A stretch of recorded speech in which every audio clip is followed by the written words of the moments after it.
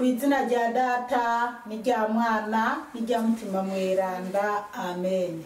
Bene wacu dusangiye ukwemera muri Yezu Kristu, ndabaramukije. Mw'izina rya Yezu Kristu nitugire Kristu. Dusabikanye ijambo ry'Imana dusanga muri Bibiliya mu gitabo c'amazaburi.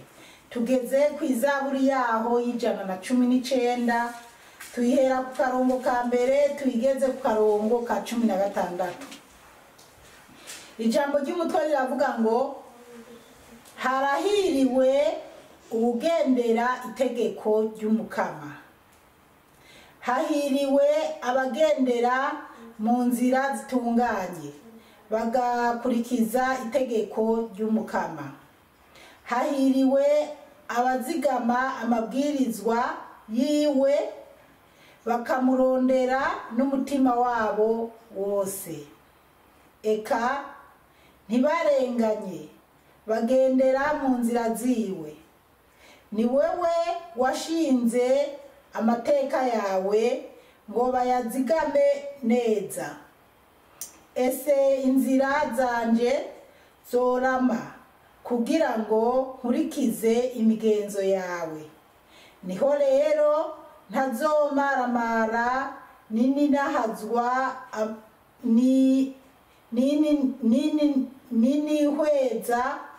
ninihweza amategeko yawe yose.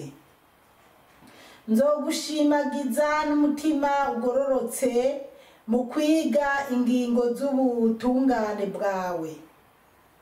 Imigenzo yawe nzoyikurikiza ntumpebe akagirire. Mbega umusore yotyorora ate inzira yiwe? Yoyityorora mu gukurikiza ijambo ryawe. Ndakurondera n'umutima wanje wose, ntundeke ngonje kure y'amategeko yawe, kugira ngo sinigere ndagucumurako. Urahezagiwe Mukama. Nunyigishe amategeko yawe, umunwa wanje waramenyesheje ingingo zose zavuye mu kanwa kawe. Kugendera mu nzira y'amabwirizwa yawe birampimbara kuruta amaronko yose. Nzozirikana amateka yawe ngume nihweza inzira zawe. Nzohimbagwa n'imigenzo yawe, sinzokwibagira ijambo ryawe. Bene wacu muri Yezu Kristu, iri ni ijambo ry'Imana, dushimiye Imana. Aleluya, amen. Aleluya, amen. Bana b'Imana, tugeze ku izaburi y'119. Ijambo ry'umutwe twisunga riravuga ngo harahiriwe ugendera itegeko ry'Umukama. Aleluya, amen. Bana b'Imana, ngo harahiriwe ugendera ku itegeko ry'Umukama, ugendera ku mabwirizwa y'Umukama, ugendera mu nzira z'Umukama. Reka tubyumve. Akarongo ka mbere kakavuga ngo hahiriwe abagendera mu nzira zitunganye bagakurikiza itegeko ry'Umukama. Ngo hahiriwe abagendera mu nzira zitunganye bagakurikiza itegeko ry'Umukama. Abagendera mu nzira zitunganye nabitwara neza, batajana n'ibyisi, badahahazanya, badahemuka, bagenda ku cy'Umukama ashaka. Reka tubandanye. Kabiri hakavuga ngo hahiriwe abazigama amabwirizwa yiwe bakamurondera n'umutima wabo wose. Haleluya, amen. Ngo harahiriwe abazigama amabwirizwa y'Umukama, ngo bakamuronderana n'umutima wabo wose. Buriya rero bana b'Imana, reka tuzaturabwirana inkuru nahise bigetse. Uyu munsi ndiko ndategura inyigisho ni kwa Mungu, ariko ubutumwa buzobashikira kuwa mbere. Uyu munsi kwa Mungu rero agasha kari muri Australia. Bana b'Imana, muri Australia hari imigumuko, abisi canke se abitwa ko ari abanya-Australia bariko bariyamiriza ko badashaka impunzi, badashaka baba mbega impunzi muri make. Kandi Imana iduhe kwitahura cane. Wo kwibaza ati mbega abagumuka nibo bene gihugu ba Australia. Abene gihugu ba Australia nabo bitwa ababorogino canke se abatoresi. Benshi rero baranapfuye, izo ni inkuru zirezire. Mugabo gusa ikihari nuko hari imigumuko idasanzwe. Leta iratangaza ati abantu mwese muze mugume mu mazu, muze mwicunge. Ewe baratanga n'amanamba y'uwo hohoterwa, inamba yo telefone akibikiriri. Maze rero nibutse ko nyene twara ahantu, kuko bagumye babitangaza, twara ahantu tuganira n'abandi bantu ati none nta no kuja gusenga, bamwe tishwe nta no kuja gusenga, nta no kuja ku isoko, nukuguma twiyugaraniye mu mazu, kuko abariko abazoba bateguye kugumuka bahuye muhuye bo bazokwica canke bo kugirira nabi. Hanyuma je ndahanuka ni jewe sinosiba gusenga. Patiri atatangaje mu rusengero ko atamisi hari, je nzogenda. Abandi ti wigunda ntuzove mu nzu. Ndavuga nti nzogenda. Ati ngo bazokwica, tubwo nyene nibanyica nzobambaye Imana tutabare cyane. Ati nibanyica nzobambaye umweranda, barantwenga. Muzababaye umweranda. Bamwe urumva barantwenze, ariko kubisanzwe rero uyu munsi ku rusengero wabona ko hari abantu nyene ibibanza byabo bitabonye ababyicaramo. Ariko je nagiye gusenga, kandi n'abandi bagiye gusenga. Mugabo hari n'abandi basibye, ngira baje n'abasigaye bangana. Hanyuma ndizera ko mu madini yose canke mu mashengero atandukanye abanyabwoba ntibagiye gusenga. Babandi bavuga bati Yesu yoza tukajana nibo bagiye. Babandi bavuga bati njewe no kwemera, bavuze ati abubaha Imana baje hajya, abatayikunda namwe musohoka mwigira babapfe. Bajya nibo bagiye. Rero urumva rero bana b'Imana, patiri canke atari kintu wo kumva ko utaza kuronka mu ibarabara huca. Ntihakagira ibintu bimwe bimwe biduca intege bitubuza gusenga. Ibyo nibisamaza. Rero jewe nagiye gusenga n'abanje, ariko nyene abandi nibagiye. Abandi nabo kumbure bari mwiyo migumuko, bagiye kugumuka nyene, ubwo ntiyabura wavuye mu nda yahonye ntiyaraba nabi baramwica canke yaragirirwa nabi. Gusa ibintu bimeze nabi, ariko Imana yo mu ijuru iziraduha gutahura cane ibihe turimo canke turiko turajamo, ingene isi igenda n'ingene twokwitwara. Ibi rero ndabivuze kubera narindi hano ku karongo ka kabiri kavuga ngo hahiriwe abazigama amabwirizwa yiwe. Ngo hahiriwe abazigama amabwirizwa y'Imana bakamurondera n'umutima wabo wose. Ngo bakamurondera n'umutima wabo wose, ngo bakamurondera n'umutima wabo wose. Niko gatumye mvuga ibi bintu. Buriya hari Imana idutegurira amajambo tugomba kuvuga, ukaronderana n'umutima wawe wose. Imana siyo ibaze nk'umuntu yasibye gusenga ngo nuko yumvise ko hari imigumuko, abantu mugume mu mazu ntimuge. Mugabo ukavuga ati no kuza gusenga sinjayo. Wowe uri kuravuga ati mu munsi wo kwa Mungu ntegerezwa kugenda ndabe ku isengero yinjiye. Nawe ugenda aberanda twama tuzirikana aberanda bapfuye bariko baragenda gusenga, bahuriye mu nzira n'abagizi ba nabi, bakababaza subira inyuma canke turakwica, ihakane Yesu.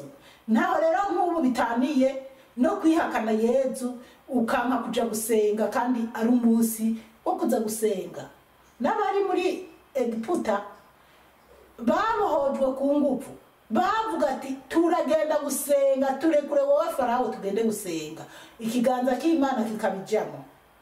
Rero tuze turaraba ntitugacika intege n'ibiriko birasayangana mu isi. Reka tubandanye. Gatatu, eka ntibarenganya bagendera mu nzira ziwe. Abantu bubaha amategeko y'Imana, abakunda Imana n'umutima wabo wose, ntibaca imanza za gongondagonde, ntibarenganya abagowe canke abariko barahohote, bagendera mu nzira z'Imana, bubahiriza amategeko y'Imana. Ibaze nko kubona umuntu bamushira urubanza rw'umwana yabatswe, yafashwe ku nguvu, mugabo uwo muntu kuko ari umunyamafaranga, kuko ari umubose, agatanga ruswa bakamurekura. Ca numva ibintu byinshi. Hari umwana mw'iyi minsi twagambiriye yatewe inda n'umuntu w'umubose, agiraza kwitwara, yarabuze urubanza nk'uko onye nyene aramaramara. Ibaze bantu b'Imana nk'abapapa b'imbwa, murantunga pe, kubera uwo mwana byarambabaje pe. Abantu b'abapapa b'imbwa batera inda abana bangana nabo babyaye, aho kugira ngo babafashe no muri ako kaga baba barabakwegeyemo, bagaca bahakana n'inda ngo si zabo. Bantu b'Imana ndababwije ukuri, nyimba ari ikintu kibabaza ni ukubona umuntu agutera inda, kabone naho muba mwana byumvikanye, mwabigiyemo mwana byumvikanye, akakugoragoza mugabo akagutera inda akakwihakana. Ca wibaza rero ubufashwe ku nguvu canke uhohotewe ku nguvu, canke uwo bahendeje gifana camudukaye, bagaca umutera inda hanyuma ukamwihakana, ukihakana amaraso yawe. Ubwo se ubwo abantu b'Imana, Imana iduhe gutahura cyane. Ni wowe washinze amateka yawe ngo bayazigame neza. Imana ngo niyo yashinze amateka yayo kugira tuyazigame neza. Nta muntu azi ko Imana iriho, azi ko aha mu isi turi ingenzi, yogendera mu bintu by'ibinyoma no guhemuka. Imana idutabare cyane. Gatanu, ese inzira zanje zorama kugira ngo nkurikize imigenzo yawe. Uyarisabira ati ese inzira zanje zoba nziza. Nanje Zipora umusabyikazi w'Imana nzima ndisabira umukama, ese Imana yomfasha nkaguma ngendera mu mabwirizwa yayo, nkagendera mu nzira nziza, simpemuke, simbeshe, sintukane, sinimane, ego sinobura ibicumuro. Mugabo hariho ibicumuro n'agacumuro. Hariho ibicumuro Imana izombabarira n'ibindi itombabarira, kuko Imana yavuze mw'isi nta mweranda hari 100%. Ariko urabe igicumuro cyo kujana mu muriro udahera. Rero nukuraba tugendere mu nzira z'umukama, ntiduhemuke. Ese inzira zanje zorama kugira ngo nkurikize imigenzo yawe.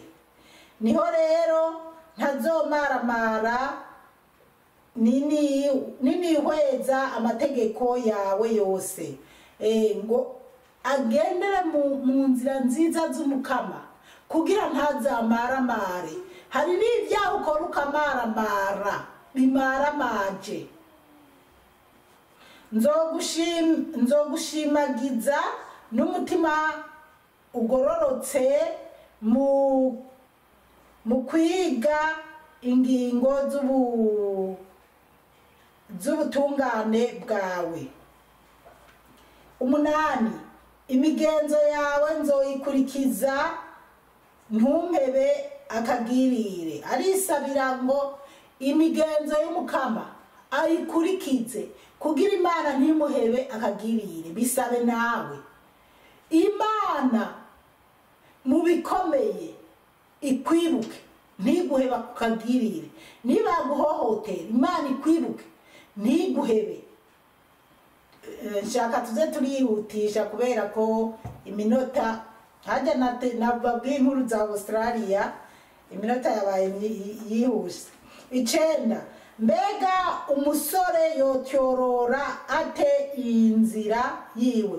Hano hariho kabaza umusore, basore mwe, mbega umusore yotyorora gute amayira yiwe? Basore, umusore arabeshabesha umukobwa. Ni bimwe navuze ati umusore cyangwa umugabo akakubeshabesha cyangwa bagafata ku ngufu. Abasore baba babize amaraso ashushe, afata umukobwa ku ngufu aramuryosha tuzoze kunshura, akamujyana muri ghetto cyangwa akamujyana muhiriwe, agakorera ikibi umukobwa kandi arinza namubona aca namuzinukwa.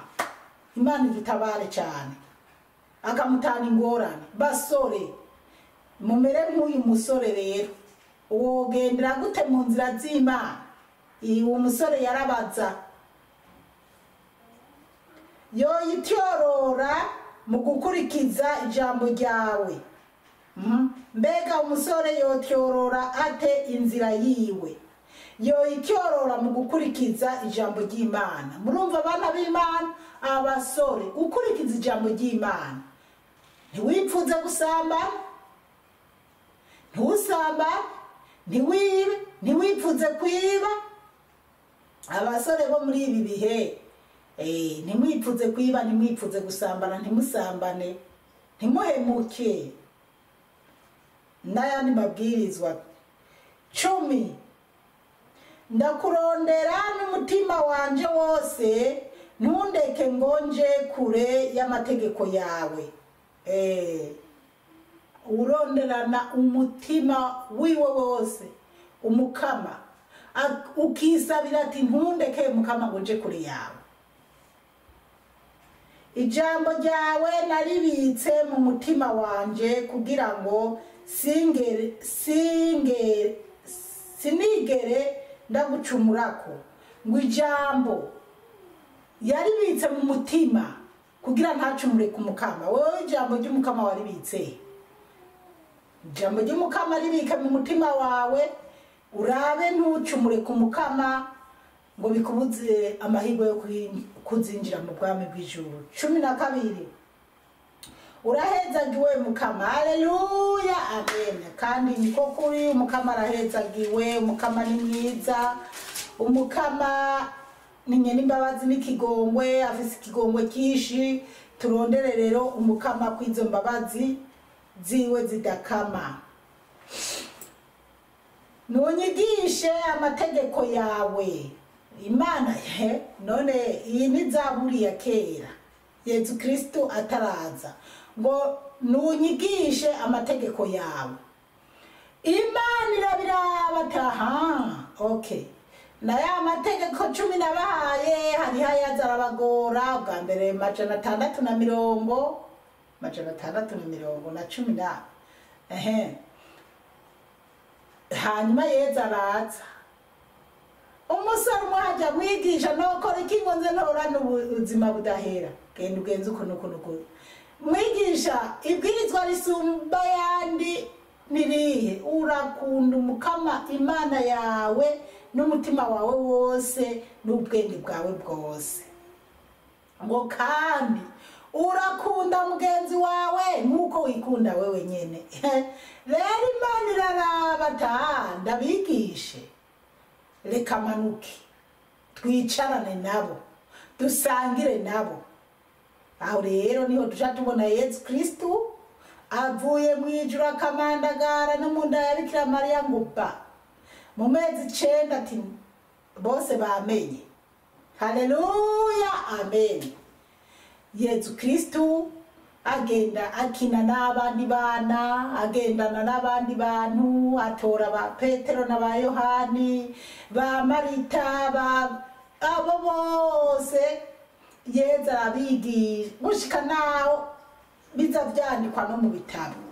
Bibiliya turayironka kubera Yezu Kristu atwigisha. Kubera uyu musore canke se Izaburi uwayanditse yisabira ati Mukama byongendera gute kugira ngo ngendere mu mabwirizwa yawe. Rero niyo mpamvu Yezu yaje kutwigisha. Umutima wanje waramenyesheje ingingo zose zavuye mu kanwa kawe. Ngo umutima w'uyu muntu waramenyesheje ingingo zose zavuye mu kanwa k'Imana. Najewe mu mutima wa jewe Paul Musabyikazi w'Imana nzima ndiko ndamenyesha iri jambo ry'Imana. Hariho abaryumva bakavuga ego ni jambo ry'Imana, ego n'umukozi w'Imana, n'abandi bavuga ngo ngujya ngweka ngo nagende ngo bijya n'ibyo yihaye. Haleluya. Imana ishimwe ko nzi neza ko atari ibyo nabyihaye, kandi ko nzi neza ko ibyo nkora ari Umukama Yezu yabishizemo, yabimpaye kubikora. Haleluya, amen. Rero bana b'Imana, Imana ni nziza cyane ko yaduhaye Yezu akaza kutwigisha. 14 kugendera mu nzira y'amabwirizwa yawe birampimbara kuruta amaronko yose. Ngo kugendera mu nzira y'amabwirizwa y'Imana ngo biramuhimbara canke birampimbara ngo kuruta ibindi bintu byose. Bana b'Imana, we biraguhimbara? Nanje birampimbara. Uyu munsi nagiye gusenga ahasibye benshi ku gutinya gupfa.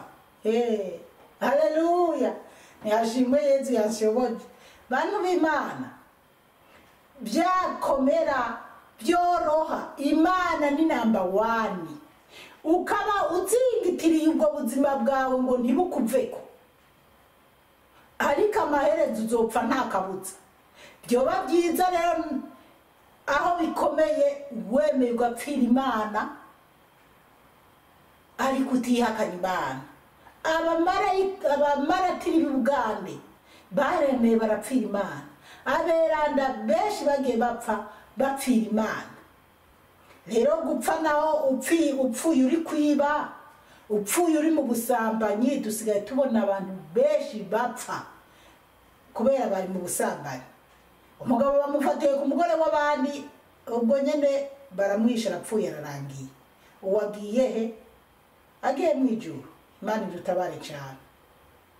Rero tugendere mu nzira z'Imana, byaguma byoroha, tumve ko tudakwiye guhemuka. Na Yezu yaremeye arababara, arakubitwara, totezwa, ariko araducungura. Natwe rero tumukunde, mugwanirira, mbese haje ikintu kivuga ati Imana, uvuga uti simera Imana no pfuma mpfa. Haleluya, amen. Nzozirikana amateka yawe ngume nihweza inzira zawe. Uyu muntu mazoguma mu mateka y'Imana, yazirikana, yibuke bya bindi byo muri Misiri, yibuke bya mateka yo kuri Sodoma na Gomora, yibuke amateka yo kuri ya kera kuri Nowa, yibuke byose ko byakurikiranya, bizigame mpaka arengutse ubwami. Uwanditse Injili Izaburi yaratashe kera yibereye mu biganza kwa Ibrahim canke kwa Abraham. Rero twebwe natwe byaje ku uyu munsi dukomere, tugume mu nzira z'Imana. Akarongo twohereza ko ka 16 tukavuga ngo nzohimbagwa n'imigenzo yawe, sinzokwibagira ijambo ryawe. Haleluya, amen. Imigenzo y'Imana ni